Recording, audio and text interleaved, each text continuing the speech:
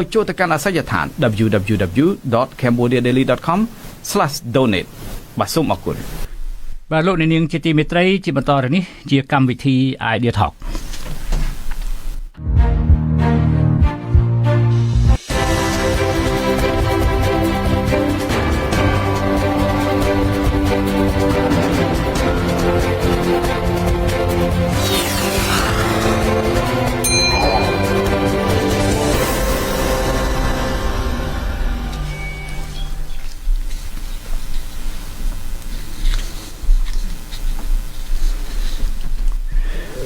លោកអ្នកនាងទស្សនិកជនជាទីមេត្រីតទៅនេះយើងសូមជូនកិច្ចសម្ភាសពិសេសជាមួយមេធាវី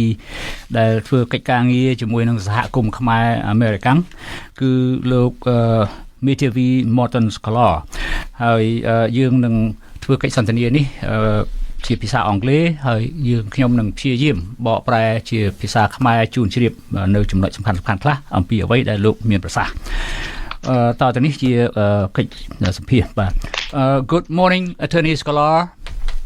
Good morning. It's good to be with everyone. Well, thank you for coming on our program today and appreciate it. And it's also nice to talk to you today. I should note that Attorney Scholar was the principal counsel in a lawsuit against Prime Minister Hun Sen in 1997 in a 1997 grenade attack on an opposition rally. He argued and won a default judgment in favor of the plaintiffs at the Southern District of New York Court in 2005. He is also a good friend of the Cambodian American community. And welcome to our program, Attorney Scholar. My first question to you, sir, Professor Vitit Muntapon, the UN Special Rapporteur on Cambodia, conducted an in-country visit to inquire about the human rights situation in Cambodia from December 4 to December 8. What do you know about his findings that we don't know? Is there any change from his previous finding? His visit produced some of the most significant results that have taken place in Cambodia for the past couple of years. And in particular, they provide signposts of what the future holds for Cambodia and what's likely to be taking place in the next several months. So it's important that we look carefully at what he did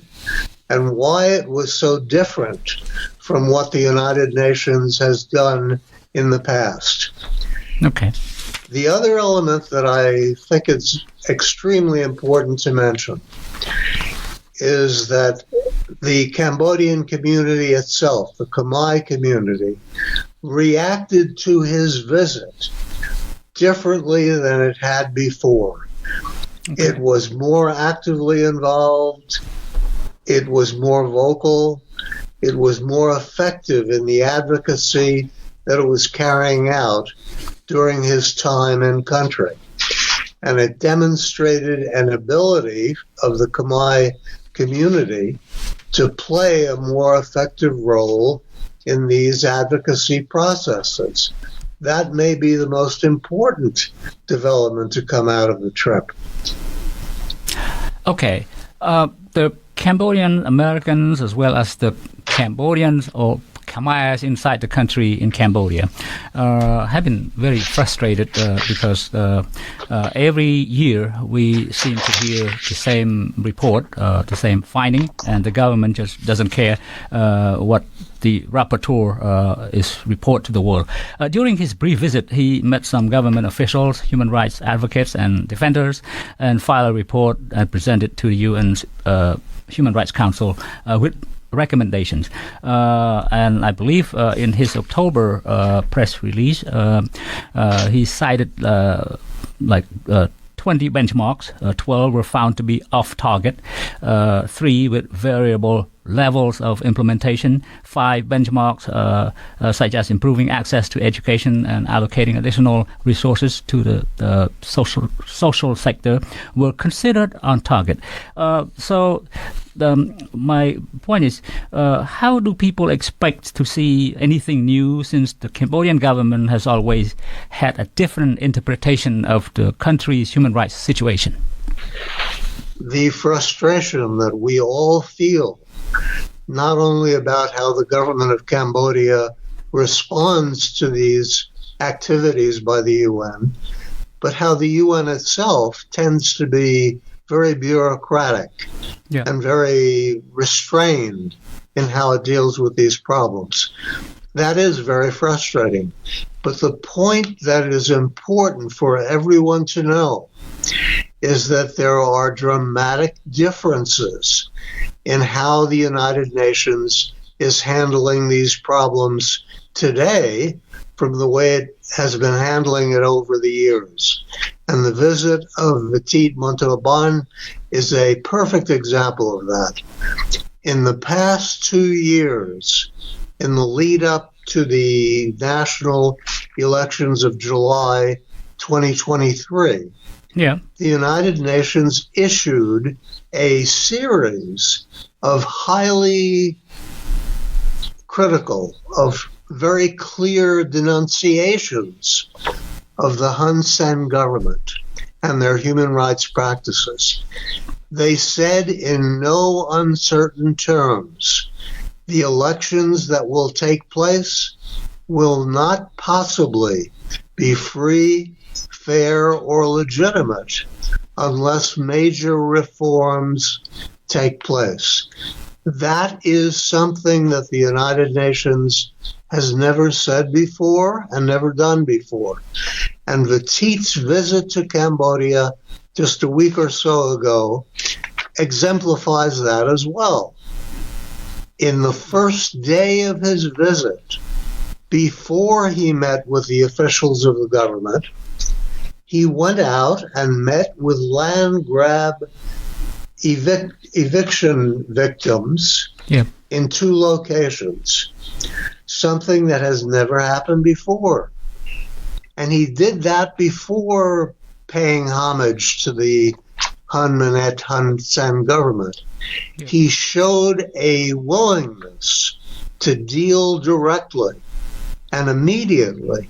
with the most serious problems of Cambodia in a way that has never happened before. So the frustration that everyone feels is understandable. But please do also understand that there is a difference now. The United Nations, the international community, and the Khmer community itself is handling these problems differently. And Vitit Montalban's approach exemplifies that in a perfect way. I could give you some other examples of that situation. You may be aware that his trip was cut short. Originally, it was planned to go on through the, I think it was the 14th of December, and it only went on till the 8th or 9th of December. Well, the question is why that happened. In my opinion, and this is my view, not the official view, in my view, the reason it happened was that the special rapporteur had stepped on the toes of the Cambodian government. He was making waves that embarrassed them, and they were concerned about that. So they asked him to leave early, but he required them to allow him to return in February or March in a second segment of the investigative visit. That is terribly significant because it gives all of us a second bite out of the apple, a second chance to raise and deal with these problems in a more effective way. So I think the fact that there's going to be a second visit in February or March may be one of the more significant results of the first visit. So, is your group and other American, Cambodian American advocates are going to do anything between now and February and the time the UPR reconvenes next year? Well, you can bet we are, but and the UPR is a key element of that. Yeah. You may be aware that the UPR, Universal Periodic Review of Cambodia by the UN Human Rights Council, is the most comprehensive, most detailed, and long-lasting compliance review of Cambodia that takes place. And it's being done by the highest level human rights agency at the UN. So it's a very significant event. But please do understand that it's only one of 4 major forums, 4 major events that will be taking place between now and May that will give the Khmer community a unique opportunity to speak its voice, to speak truth to power, and let its concerns be known. The other 3 elements, in addition to the UPR in May, will be the second trip of Vitit Montalban to Cambodia. We will have another chance to influence what he does. He did something unique in this trip in December. He raised the problem of land grab and the illegal eviction of landowners, an issue that had been thrown away and ignored for so long a period of time. And he gave it attention again. And it's part of something that the United Nations is doing throughout the year. They have made the land grab and the displacement issues one of the primary focuses of attention for the UN, and have issued what they call a call for inputs, a call for submissions from the outside community on these concerns. And the Khmer community will be issuing a report in response to the United Nations call for inputs on the land grab issue in Cambodia. So that's the second element.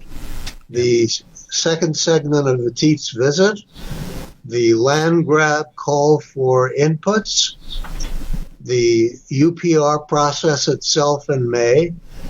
and then there's a 4th element as well. And that is something that the international monitoring group Freedom House has initiated. It's something that they call Freedom for All. And their purpose is to give attention to the significant problem of political detainees, getting these political detainees out of prison. I'm sure you're aware that probably the country that has the most political detainees right now, outside of perhaps Burma, Myanmar, and China, is Cambodia, because they have made this effort in order to control the elections of July to eliminate the political opposition party and using mass criminal trials to throw the leaders of the political opposition in prison. And that includes Thierry Singh, who is and exemplifies those political prisoners, and Kem Sokha, who, while he's not in prison anymore himself, remains under house arrest under very serious restrictions. So that's the 4th way that the Khmer community in the next several months is going to be able to bring international attention to these problems and to voice their concerns and speak truth to power. It's a major, unique set of opportunities to give the Khmer community a chance to make their presence felt on the world stage. Okay, you mentioned that Special Rapporteur Vitit Montalban focused his recent trip on the land grabbing issue, evictions issues. You think his report would help the previous lawsuit at the International Court of Justice or International Criminal Court in The Hague that you and Attorney Richard Rogers had filed? It will help to some extent, but please understand that there are many other avenues, many other channels that need to be used to give attention to the land grab problem. The International Criminal Court opportunity to deal with those issues is far removed and not as immediate as some of the more present ways that we have to deal with that issue. The first way is the UN's call for inputs. We're going to issue a report which reviews the problem in Cambodia. Yeah. And brings attention to that issue. But the call for inputs is only the beginning of the process. Yeah. We have to find ways, the Khmer community has to find ways to continue to bring international attention to this problem, which, let's face it, it's been on the back burner. People have not been paying attention to it. We have to change that situation. Yes. Okay. Professor Vitit Mundaporn is the seventh, as far as I know, UN representative in Cambodia. The six previous UN rapporteurs had reported to the UN and the world about human rights violation in Cambodia since the 1990s. Nothing significant has changed. Does the UN have any effective mechanism to bring about some promising changes for the Khmer people? They do indeed, and I'll give you the perfect example of it. Okay. When Hun Manet was appointed as prime minister by his father, the Khmer community, with my help, issued a complaint to the United Nations about the process that was used. We pointed out that there were illegalities in that approach, both from the Cambodian constitution and in terms of international law. Okay. Vitit Mundaporn picked up on our complaint, and he issued a similar warning, a similar set of concerns. Yes. And he used the term, which I was very taken by, he used the term hereditary appointment. Yes. In other words, he was making clear that the presence of Hun Manet as the new prime minister was not done in a proper fashion. It was done through a hereditary appointment, using his terminology. Right. Well, we have to understand the significance of that. It was something that the United Nations, with its bureaucratic, restrained language, has never done before. And the special rapporteur picked up on our challenge and followed through on it. That's the approach. That's the response that we need to look for from the United Nations in many, many different ways, including at the UPR and in their land grab issue focus and their call for inputs. Right. Yeah, in the press release issued from the United Nations Human Rights Council office in Geneva, the rapporteur indicated that the hereditary succession to power raised serious concerns with respect to human rights, democratic principles, and international rule of law. So that's it's a very somehow negating whatever happened in Cambodia. It's a very significant statement. Yeah. And much different from things that have happened in the past at the United Nations. They've been very much more mellow and bureaucratic. Yeah. There's another element of that should be mentioned along the same lines. We had put a request to the government to release the political prisoners as a humanitarian gesture associated with Hun Minet's appointment. And in fact, they did release, I think it was 7 political prisoners. Petit Montauban made clear in his October report to the UN Human Rights Council that was not enough. He said in very direct terms, the actions taken by the Cambodian government have to be substantial and significant.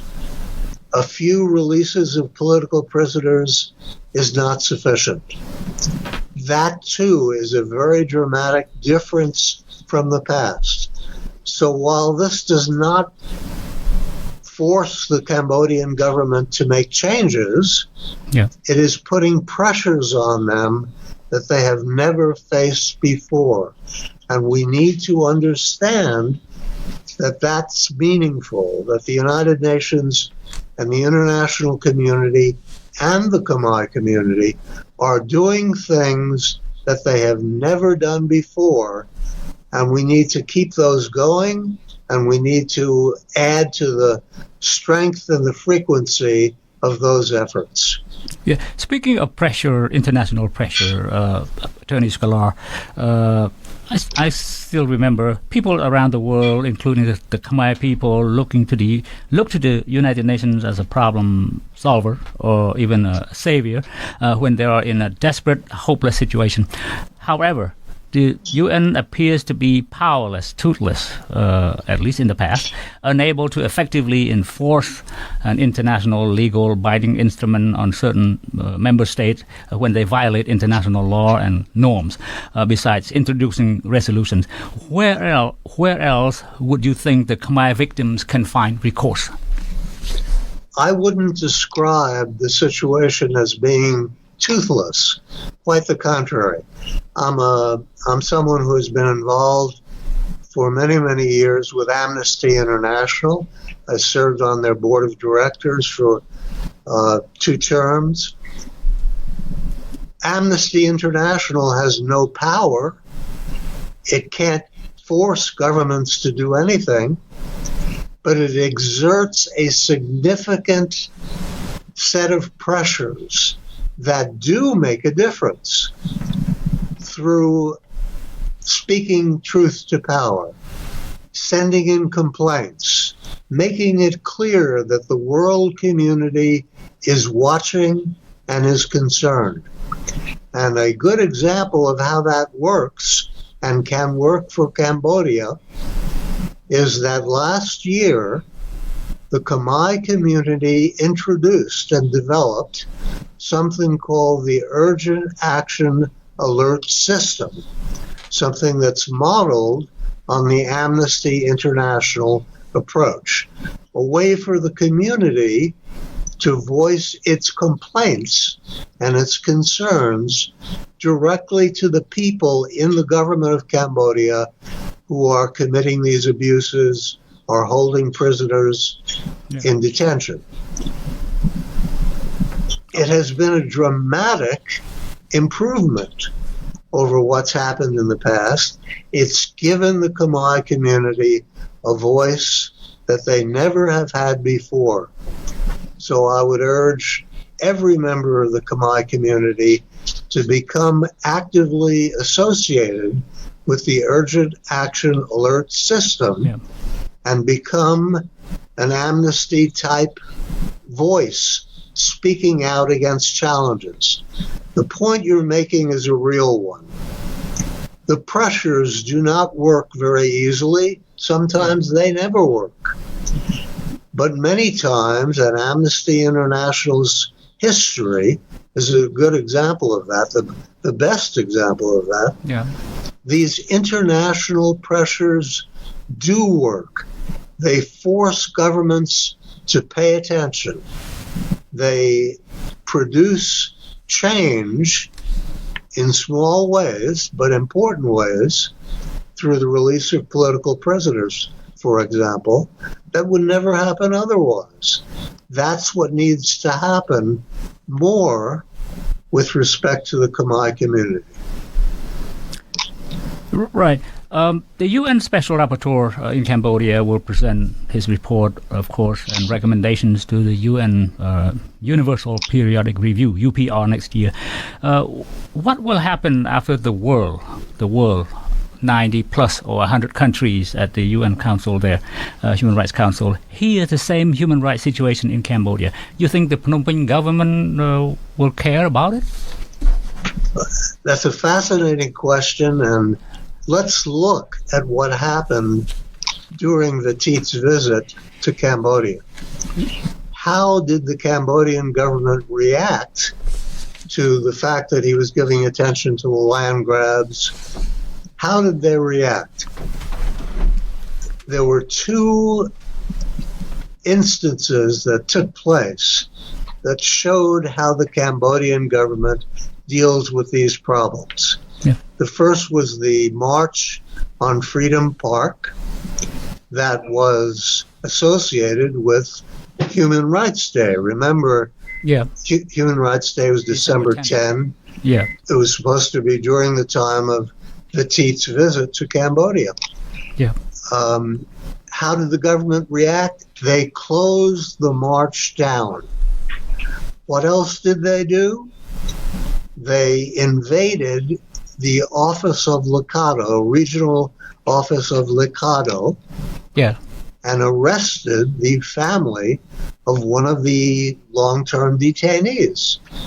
In other words, the Cambodian government was continuing what it has done for years and years and years during the Hun Sen administration,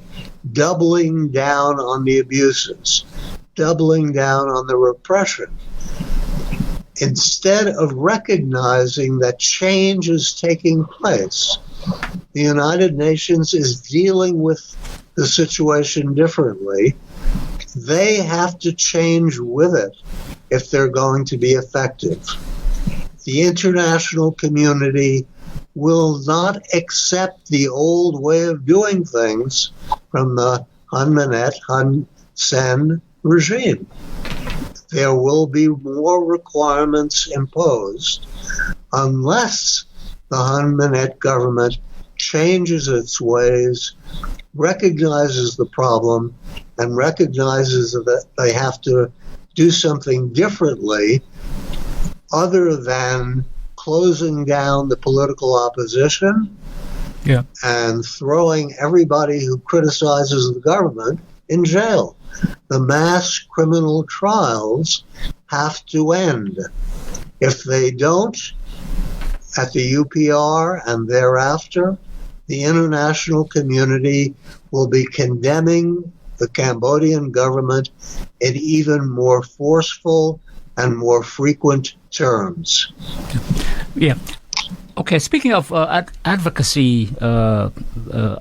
purposes, I understand that whatever the work your group and yourself, who you're part of it, are trying to help the powerless in Cambodia to speak truth to power. Do you work with U.S. government officials as well as part of your advocacy, explaining everything what happened in Cambodia to these people? I don't do that myself. There are other members of the Khmer community that make that the focus of their attention.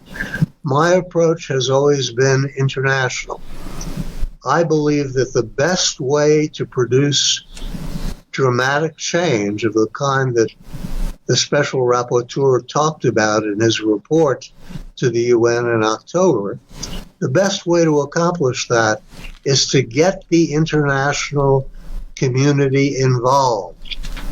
Force them to recognize that the problem cannot be passed off as it has been in the past, that they have to deal with it in a more direct, more forceful, clearer way. And that is what is happening at the UN today. that's what we need to recognize. Attorney Sklar, I thank you very much for your time, and please come back again whenever you learn of any new developments. We love to hear from you, sir. It's a great pleasure. I look forward to the Khmer community picking up the action now and continuing what they've been doing over the past several months, especially with the Urgent Action Alert Network. That is their voice and their way to get their concerns known by the international community at this very critical time when the avenues, the channels for advocacy are at their greatest. Yeah. Thank you very much for your time again, Attorney Sklar, and happy holiday to you, sir. Thank you very much. You too. Thank you. លោកអ្នកនាងទស្សនិកជនជាទីមេត្រីអំបញ្ញមិញនេះជាកិច្ចពិភាក្សាជាមួយនឹងមេធាវីខាងសិទ្ធិមនុស្សច្បាប់អន្តរជាតិលោក Morton Scholar ដែលលោកធ្លាប់ធ្វើជាមេធាវីដាក់ពាក្យប្រឹងកាលដែលសម័យបោកគ្រាប់បែកនៅមុខរដ្ឋសភានៅទីក្រុងភ្នំពេញបាទនៅតុលាការសហរដ្ឋអាមេរិកនៅទីក្រុងញូវយ៉កបាទហើយចៅក្រមបានកាត់សេចក្តីឲ្យលោកឈ្នះក៏ប៉ុន្តែដោយសារបញ្ហានយោបាយក៏រឿងហ្នឹងសាបរលាបទៅវិញទៅបាទអំបញ្ញមិញយើងសាកសួរគាត់អំពីដំណើរថាតើលោកបានដឹងអីខ្លះអំពីដំណើរអ្នករាយការណ៍ពិសេសអង្គការសហប្រជាជាតិសាស្ត្រាចារ្យវិទិតមុនតផនលោកបានអញ្ជើញទៅប្រទេសកម្ពុជាទៅសិក្សាស្រាវជ្រាវនិងធ្វើសេចក្តីរាយការណ៍សម្រាប់ឆ្នាំក្រោយនោះកាលពី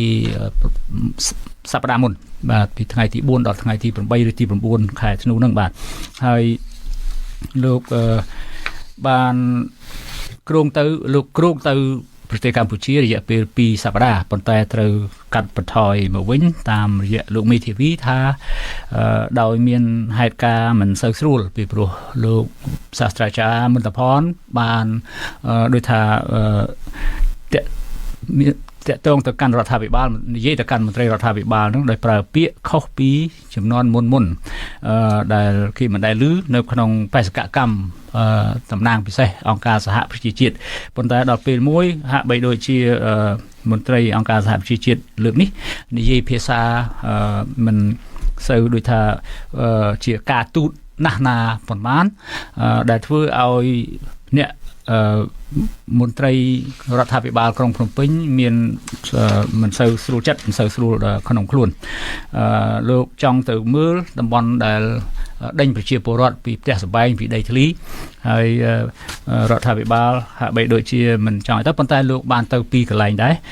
ទៅឃើញស្ថានភាពដែលរដ្ឋាភិបាលបានអនុវត្តគោលនយោបាយដេញប្រជាពលរដ្ឋពីផ្ទះសម្បែងពីដីធ្លីលោកបានឃើញស្ថានភាពជាក់ស្ដែងក្នុងរឿងទន្ទ្រានច្បាមយកដីធ្លីក្នុងនាមអភិវឌ្ឍសេដ្ឋកិច្ចនោះបាទលោកថាមន្ត្រីអង្គការសហប្រជាជាតិធ្វើការលើកនេះចុងក្រោយនេះខុសពីសម័យមុនពីព្រោះមិនមែននិយាយថ្នាក់ថ្នមចិត្តដោយមន្ត្រីមុនទេនិយាយគឺត្រង់ទៅវិញទៅមកហើយ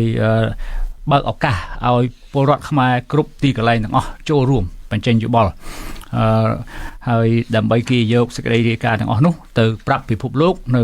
ក្នុងការពិនិត្យឡើងវិញគេហៅថា UPR នោះនៅទីក្រុងហ្សឺណែវប្រទេសស្វីសក្នុងខែ5ខែឧសភាឆ្នាំ2024ខាងមុខបាទហើយពីឥឡូវនេះទៅទល់នឹងខែ4ខែ5នោះគឺមានហេតុការណ៍មួយចំនួនគឺថាលោកត្រូវសិក្សាលោកវិទិតមន្តផននឹងទៅប្រទេសកម្ពុជាជាលើកទី2នៅខែកុម្ភៈដើម្បីទៅបញ្ចប់បេសកកម្មរបស់លោកក្នុងឆ្នាំហ្នឹងដើម្បីធ្វើសេចក្តីរាយការណ៍បានពេញលេញជូន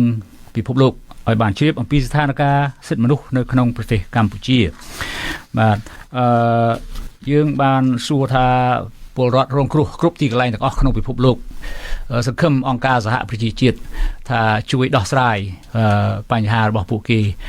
តាមផ្លូវច្បាប់អន្តរជាតិ ហើយជាពិសេសប្រទេសជាសមាជិកដែលបំពេញច្បាប់អន្តរជាតិនោះបំពេញធម្មនុញ្ញអង្គការសហប្រជាជាតិនោះ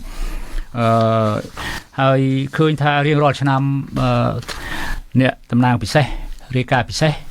ធ្វើសេចក្តីរាយការណ៍ដូចជាដដែលហើយរដ្ឋាភិបាលដឹកនាំរបៀបផ្ដាច់ការនោះក៏មិនសូវជាឈឺក្បាលវល់មុខអីប៉ុន្មានដែរនៅតែដដែលក៏ប៉ុន្តែលោកថាមិនដដែលទេលោកមេធាវីសកលថាមានការប្រែប្រួលដែរលោកមន្តផនបានទាមទារឲ្យមានការដោះលែងអ្នកទោសនយោបាយអ្នកទោសមនសិការចេញពីពន្ធនាគារទាំងអស់មិនមែនបញ្ចេញខ្លះតាមដូចថា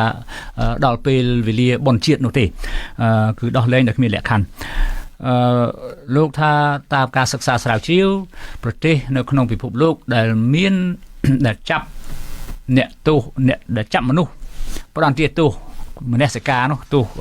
អ្នកទោសនយោបាយនោះគឺក្រៅតែពីប្រទេសចិននិងប្រទេសភូមាគឺប្រទេសកម្ពុជាមានច្រើនជាងគេបាទ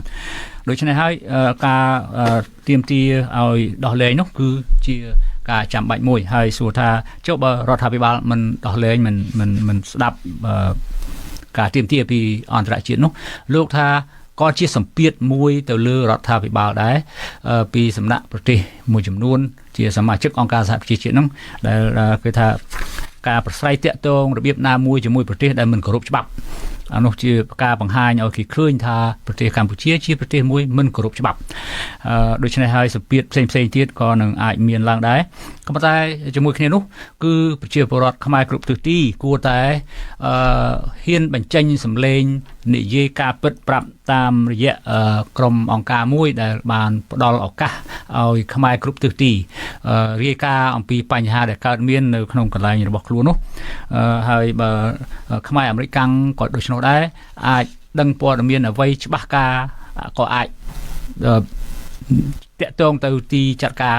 នោះដែរដើម្បីឲ្យគេប្រមូលឯកសារហ្នឹងហើយដាក់ជូនទៅអង្គការសហប្រជាជាតិការិយាល័យលោកសាស្ត្រាចារ្យវិទិតមន្តផនទទួលពាក្យសេចក្តីរាយការណ៍ពីខ្មែរខុសពីមុនដែលគេសិក្សាដោយខ្លួនគេអត់បានបើកឱកាសឲ្យខ្មែរនៅគ្រប់ទិសទីធ្វើសេចក្តីរាយការណ៍អំពីបញ្ហាដែលកើតមាននៅតាមទីកន្លែងរបស់ខ្លួនទេឥឡូវនេះលោកសាស្ត្រាចារ្យមន្តផនការិយាល័យរបស់គាត់ទទួលយកសេចក្តីរាយការណ៍ពីខ្មែរគ្រប់មជ្ឈដ្ឋានទាំងអស់ដែលបានរាយការណ៍អំពីការពិតកើតមានឡើងនៅក្នុងកន្លែងមួយដូច្នេះជាការមួយពិបាកនឹងលាក់ដែរបើរដ្ឋាភិបាលលាក់ក៏លាក់មិនចិត្តដែរពីព្រោះប្រជាពលរដ្ឋផ្ទាល់ជាអ្នករាយការណ៍បាទហើយមួយវិញទៀតសម្ពាធក៏អាស្រ័យទៅលើរដ្ឋាភិបាលប្រទេសមួយដែរនៅក្នុងអង្គការសហប្រជាជាតិក៏មិនមានដូចថាយន្តការអ្វីខ្លាំងក្លាទៅរំលំរដ្ឋាភិបាលណាមួយដែរក៏ប៉ុន្តែសម្ពាធសេដ្ឋកិច្ចសម្ពាធការទូតអ្វីផ្សេងជាពិសេសពលរដ្ឋខ្មែរអាមេរិកកាំងនៅក្នុងសហរដ្ឋអាមេរិកនេះអាចធ្វើការងារដោយផ្ទាល់លោកមេធាវីលោកធ្វើកិច្ចការខាងផ្នែកអន្តរជាតិប៉ុន្តែអ្នកដែលធ្វើកិច្ចការផ្ទាល់ជាមួយរដ្ឋាភិបាលប្រទេសដែលខ្លួនរស់នៅនេះគួរតែធ្វើកិច្ចការនោះដោយផ្ទាល់ហើយប្រាប់គេថាអង្គការសហប្រជាជាតិគេបានចេញសេចក្តីរាយការណ៍យ៉ាងដូច្នេះសូមឲ្យរដ្ឋាភិបាលឬក៏សភាសមាជិកសភារបស់ខ្លួនរៀងខ្លួនតាមតំបន់នោះយកចិត្តទុកដាក់នឹងបញ្ហាខ្មែរផងរឿងនេះអាស្រ័យនៅលើខ្មែរខ្លួនឯងផងដែរបាទយើងសូមស្រង់តែចំណុចសំខាន់ដែលលោកបានបញ្ជាក់អំបញ្ញមិញហើយមានខ្មែរយើងនៅក្នុងនៅសហរដ្ឋអាមេរិកនេះក៏នឹងធ្វើកិច្ចការនឹងដោយផ្ទាល់ជាមួយនឹងការិយាល័យលោកវិទិតមន្តផនអ្នករាយការណ៍ពិសេសអង្គការសហប្រជាជាតិនោះដែរបាទលោកអ្នកនាងជាទីមេត្រីយើងខ្ញុំសូមអរគុណលោកអ្នកនាងដែលបានខិតខំចំណាយពេលវេលាតាមដានស្ដាប់និងទស្សនាកម្មវិធីផ្សាយនៃសារព័ត៌មាន The Cambodia Daily តាមបណ្ដាញសង្គម Facebook យើងនឹងវិលមកជួបលោកអ្នកនាងទៀតនៅថ្ងៃស្អែកប្រសិនបើលោកអ្នកនាងមានសំណួរឬយោបល់សូមសរសេរទៅកាន់កម្មវិធីផ្សាយរបស់យើងតាមអាស័យដ្ឋាន www.facebook.com/withoutfearorfavorkh សូមជូនពរលោកអ្នកនាងឲ្យបានប្រកបតែសេចក្តីសុខសេចក្តីចម្រើនគ្រប់ទិវារាត្រីសូមជម្រាបលា